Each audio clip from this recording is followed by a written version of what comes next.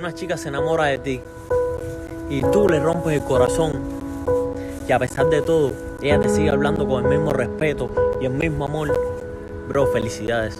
Acabas de perder una chica asombrosa.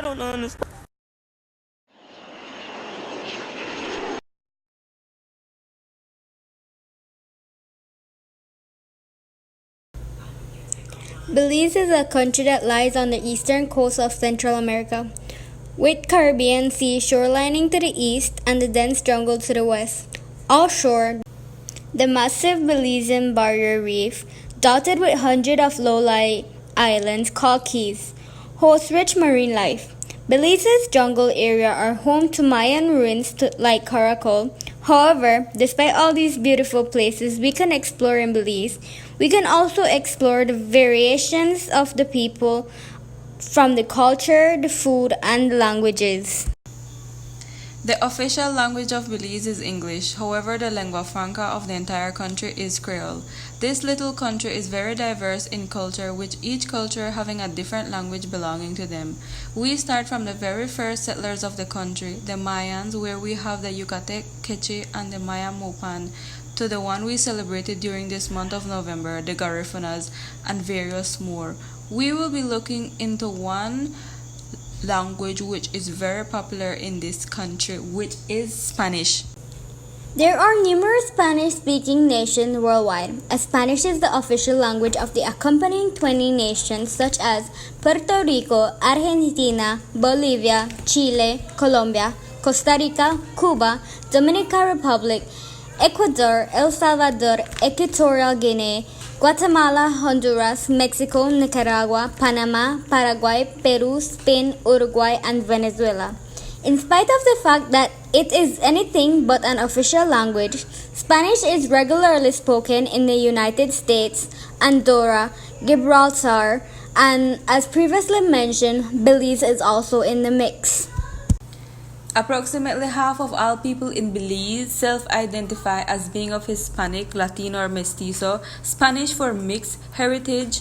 Over Belize's long history, a number of immigrants from neighboring Spanish-speaking countries, including Mexico and Guatemala, have become integral members of Belizean society. It is estimated that roughly 30% of people in Belize speak Spanish, but it is all different variations of Spanish, as Belize is bordered by Mexico and was inhabited by Mayan and Nahuatl people that taught their tongue to their children, and others in the northern part of the country adapted different vocabulary and phonemes from them, while the southern part of the country adapted to the Guatemalan dialect. Spanish evolved from the spoken Latin brought by the invading Roman forces to the Iberian Peninsula, where it established itself as the language of the land before the beginning of the Christian era.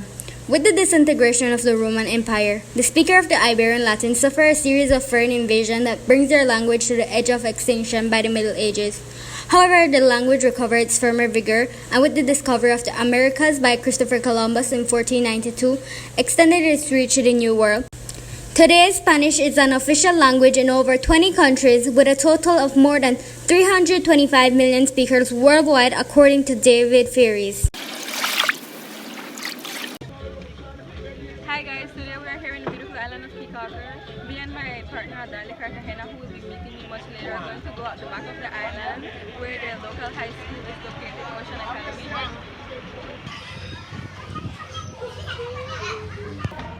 Hey guys, we're here at the Ocean Academy, where we will be observing two classes, one Form 1 class and one third form class. We will be analyzing how they talk the Spanish language and making different hypotheses of different reasons they talk the language, the way they talk the language. Also, we will be listening on the different semantics and syntax rules that the teacher is teaching about the Spanish language. Thank you. Yo soy un estudiante de Ocean Academy. Yo acabo de llegar hace 4 meses aquí a Belice, yo soy de México y pues la verdad me está gustando mucho este lugar y me está gustando mucho cómo me tratan las personas aquí.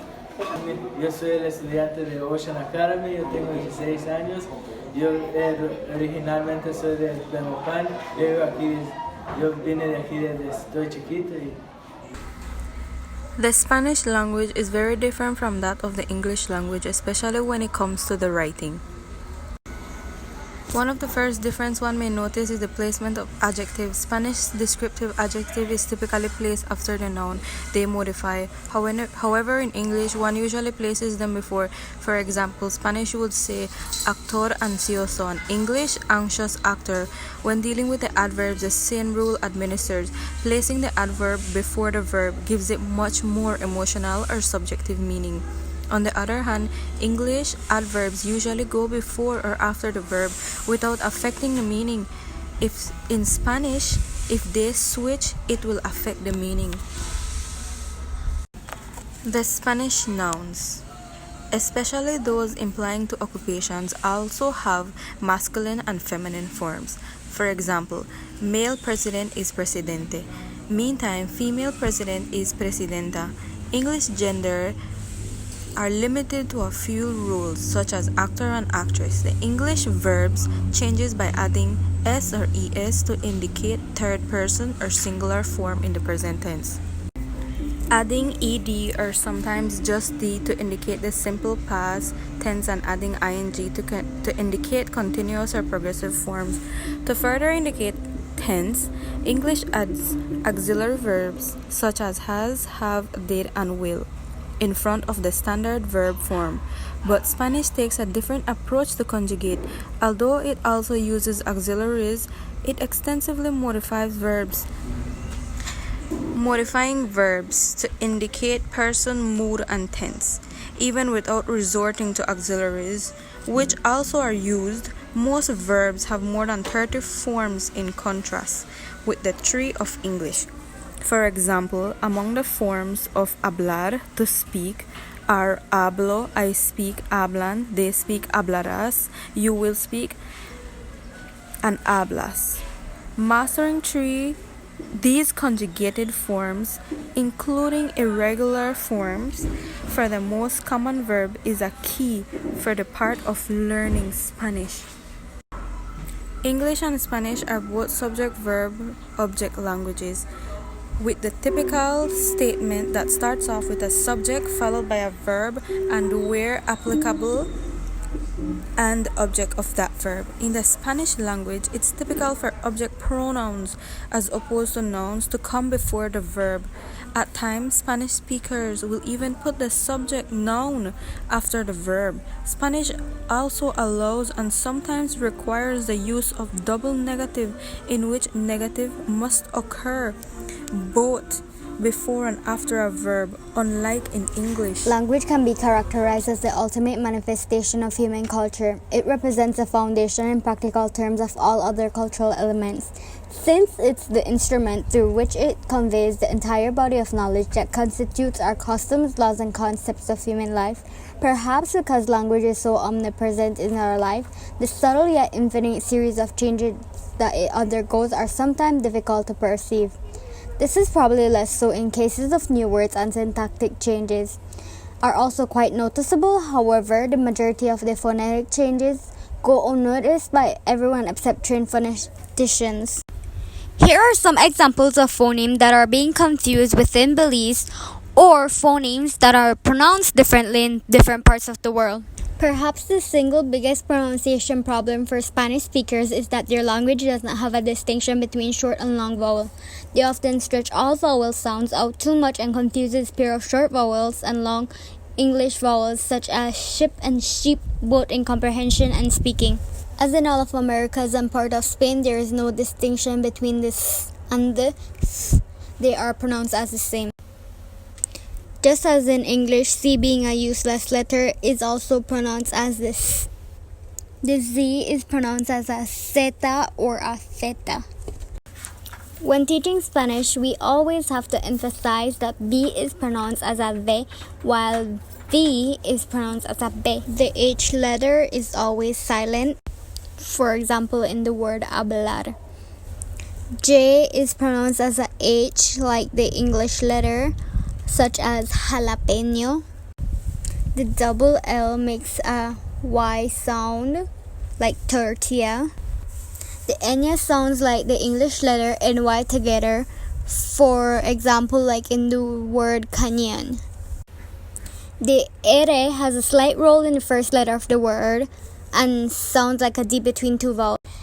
There is no confusion between the L and the R in the Belizean Spanish. Puerto Rico, Cuba, and some other countries confuses the letter when it is in the middle of the word.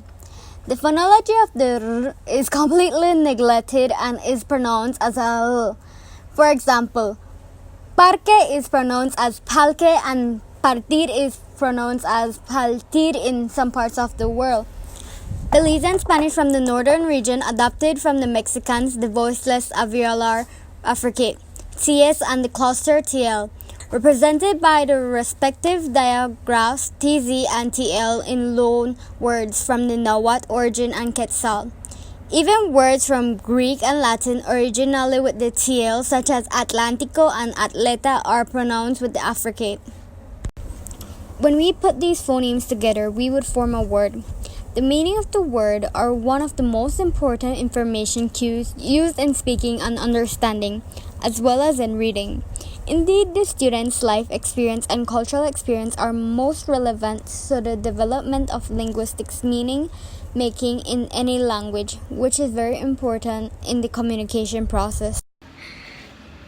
So we're coming to an end of this video, and we just want to share our thoughts on what we think now that we have acquired a little more understanding of this history of the Spanish language, the phonology, the syntax, and so forth. So we know that Spanish is being taught as a classroom as well as English. English is being taught as the first language, while Spanish is being taught as a second language.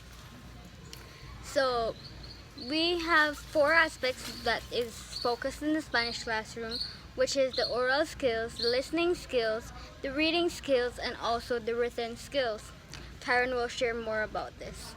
The Spanish in the classroom that's being taught, however, it's based on listening and orally, not much on the written. We have also noticed that many students speak this language at home, so they already know the basics when they come here to school, so it's much more of a flow for them than others. They can communicate perfectly orally, but not written.